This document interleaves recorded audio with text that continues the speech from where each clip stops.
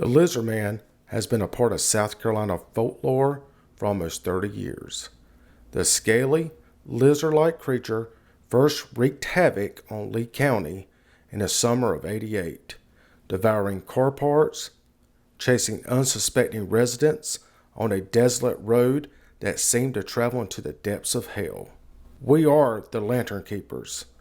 This is the story of the Lizard Man.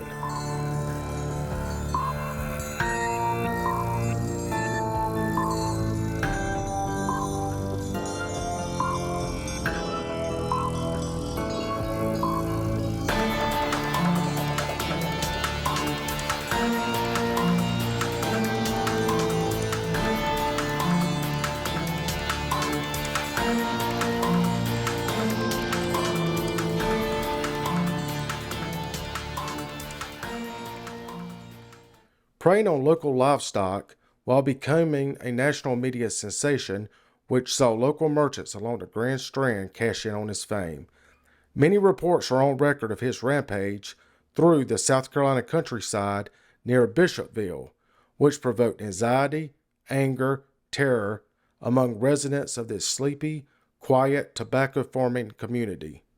We are going in depth on this mythical creature that captured the attention of South Carolina residents and paranormal enthusiasts since he burst onto the hood of Chris Davis's vehicle on that fateful night.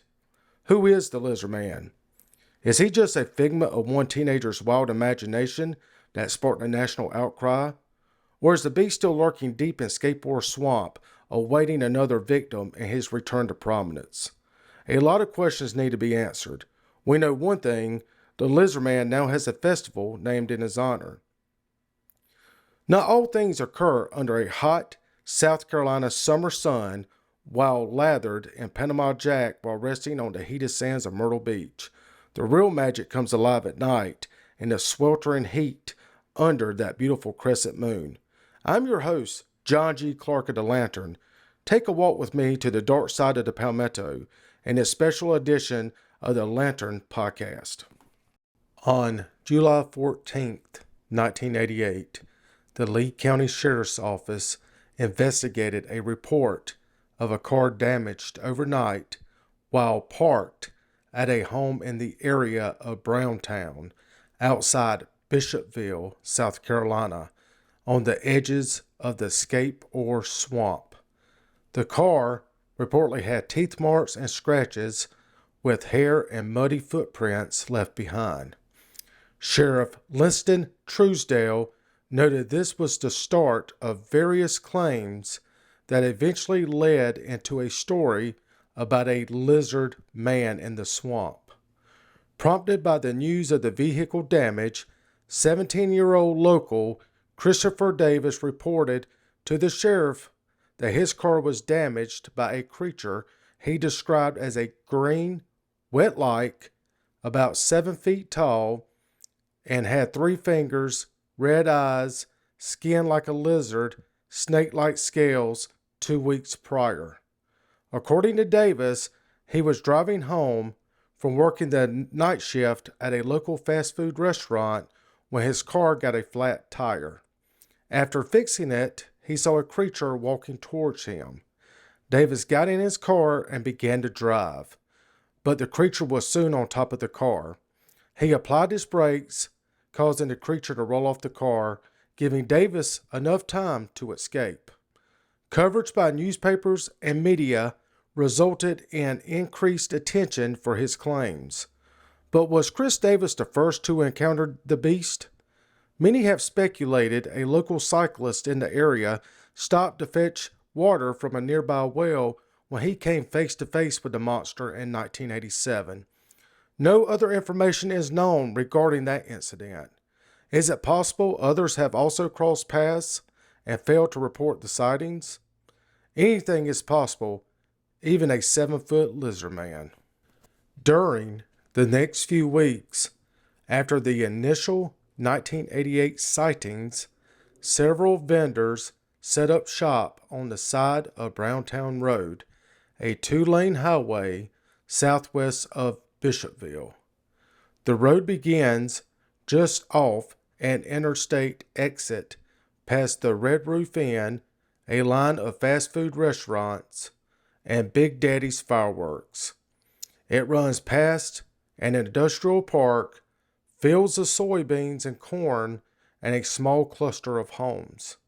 Then the road sinks down a hill into a dense, lush thicket of mucky woods called Scape or Swamp.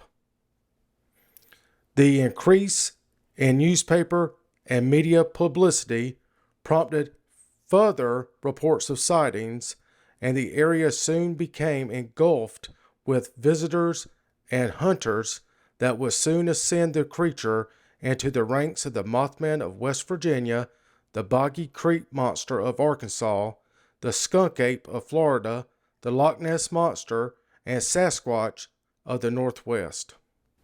On August 5th, Kenneth Orr, an airman stationed at Shaw Air Force Base, filed a police report alleging that he had encountered the Lizardman on Highway 15 and he had shot and wounded it. He presented several scales and a small quantity of blood as evidence. Orr recanted this account 2 days later when he was arraigned for unlawfully carrying a pistol and the misdemeanor offense of filing a false police report. According to Orr, he had hoaxed the sighting in order to keep stories about the Lizardman in circulation.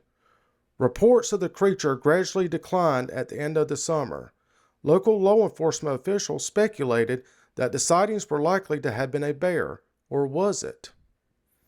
By August 14th, the Lizardman was described as a national celebrity by CBS Evening News. More than 200 calls a day came from as far as New Zealand and Germany. Governor Carroll Campbell said that nobody had put a handle on what it was or where it came from. A California researcher explained that South Carolina was dealing with a skunk ape, more commonly known as Bigfoot. Columbia radio station WCOS offered a $1 million reward for the capture of the Lizardman, but as Governor Campbell said, this is a very elusive sort of fellow. In 1988, 12 more people claimed to have seen the Lizardman of Scape or Swamp. Some people were chased by the creature, and others were slowly being followed until the creature was spotted and ran away. There were also more reports of mutilated cars. On July 24th, 4 teenagers on a double date saw a massive-looking thing run across the road about 20 feet in front of them. Shortly after receiving this initial report, the police received several more reports of howling and screeching coming from the same area. Officers were dispatched to the area and discovered 3 40-gallon cardboard drums smashed and scattered all over the road. Several trees also had their tops torn off about 8 feet off the ground. There were also more 3-toed footprints measuring 14 inches long by 7 inches wide that followed a trail almost 900 feet into the swamp itself. Authorities never figured out what led to the reports, but the legend has lived on, seemingly taking on a life of its own as the years have passed. The sightings were scarce in the 1990s. In 2008, CNN mentioned the Lizardman legend and a story about a couple in Bishopville who reported damage to their vehicle, including blood traces. The blood traces were found to be from a domestic dog, though the local sheriff suggested it might have been a coyote or wolf. But then, in the summer of 2015, something remarkable happened. The thing that had always eluded believers and authorities. Evidence. Proof. A photograph of the creature taken by a woman with her cell phone as she left church. The Lizardman was back to his old antics. No additional sightings have been reported in 8 years. In August 2017, the South Carolina Emergency Management Division sent a humorous tweet regarding possible paranormal activity during the solar eclipse that passed over the area, hinting that people of Lee and Sumter counties should remain vigilant for sightings of the Lizardman. Today, there is little to distinguish the swamp except a short bridge over a creek that moves so slowly that the decaying leaves steep the water a deep brown. The forest is dense, quickly trapping the last traces of light when the sun falls below the hill. No one knows for certain what or who emerged from the swamp in 1988. The truth will probably never come to light. Even if it did, there's no guarantee it would be accepted. But here's a point of consensus. Whatever or whoever the lizard man is or was, the man most responsible for the legend's stature is Sheriff Liston Truesdale. Without Truesdale, there would be no lizard man. Truesdale didn't dismiss reports like Davis's, even if he cracked a few jokes in the papers about what was lurking in the woods. He didn't feel he could write them off. After all, something was frightening people who he found reputable.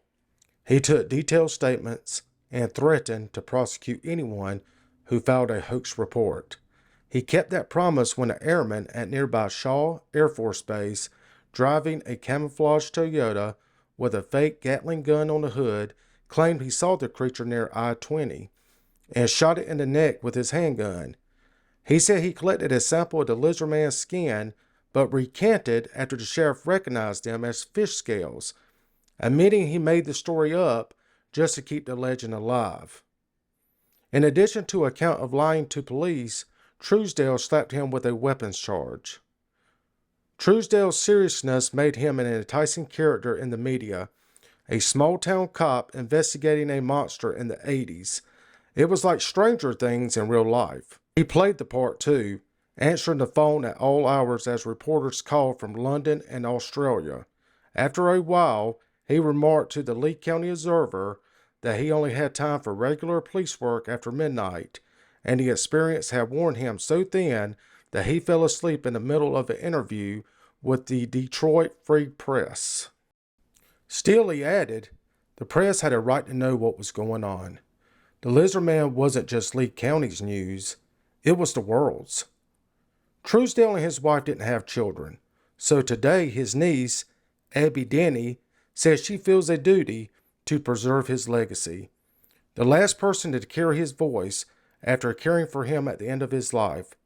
As long as memories of the lizard man stay in Bishopville, she believes memories of her uncle will survive too. He's still around in a way because that's him, Denny said. He may be known as the lizard man's sheriff, but she's proud of how he graduated from the FBI's training academy, how he was appointed sheriff by the governor and went on to bust liquor steals in Lee County.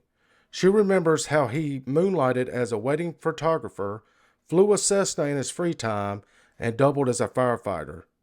How his fire truck was part of his funeral procession. Driving Truesdale to doctor's appointments in Charlotte in his final years, Denny asked him to tell her stories of his life. Hearing him recount memories of the lizard man, she became convinced that he thought something was out there. And it came to represent how much he cared about his community, she said, because he genuinely worried about the people who saw something.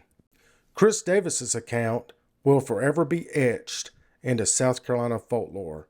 No one knows who or what he exactly encountered on that summer night in the Scape swamp. Unfortunately, Davis wouldn't live to tell the tale. He was a victim of a violent crime in 2009. No matter if you believe or not, there is no denying the lizard man captured the attention and imagination of many. Join us next time as we continue to explore the dark side of the Palmetto.